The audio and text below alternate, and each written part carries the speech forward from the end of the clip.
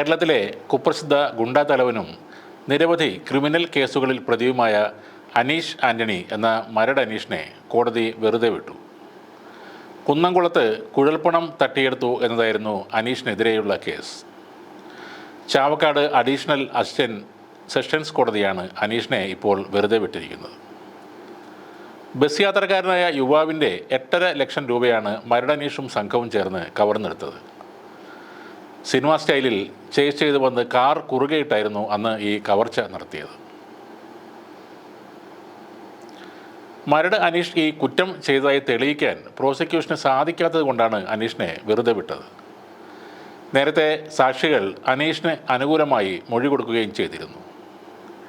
കുഴൽപ്പണം, വധശ്രമം, ഗുണ്ട ആക്രമണം തുടങ്ങിയ കേസുകളിലാണ് മരട് അനീഷ് നേരത്തെ ഉൾപ്പെട്ടിരുന്നത്. ഇംതിയാസ് വധക്കേസിലും സ്പിരിറ്റ് കടത്ത് കേസിലും പ്രതിയാണ് മരട് അനീഷ്. കൊച്ചി കേന്ദ്രീകരിച്ച് വലിയൊരു ഗുണ്ടാ സംഘവും ഇയാൾക്കുണ്ട്. നേരത്തെയും പലതവണ മരട് അനീഷിനെ പോലീസ് പിടികൂടിയിരുന്നു. ഇയാളെ ഒരിക്കൽ വാളയാർ അതിർത്തിക്ക് സമീപം പോലീസ് സിനിമ സ്റ്റൈലിൽ പിടികൂടിയതും അന്ന് വാർത്തയിൽ ഇടം നേടിയിരുന്നു. പിന്നീട് കൊച്ചിയിലെ ഒരു സ്വകാര്യ ആശുപത്രിയിൽ നിന്ന് പോലീസ് സംഘം അനീഷിനെ കസ്റ്റഡിയിലെടുത്തിരുന്നു. എന്നാൽ അനീഷിന് ചികിത്സ തുടരേണ്ടതിനാൽ ആശുപത്രിയിൽ തന്നെ തുടരുകയായിരുന്നു. ആശുപത്രിയിൽ പോലീസിൻ്റെ കാവലും ഏർപ്പെടുത്തിയിരുന്നു. ആനക്കാട്ട് വീട്ടിൽ അനീഷ് ആൻ്റണി എന്ന മരട് അനീഷ് AAA എന്ന പേരിലും സോഷ്യൽ മീഡിയയിൽ അറിയപ്പെടുന്നുണ്ട്.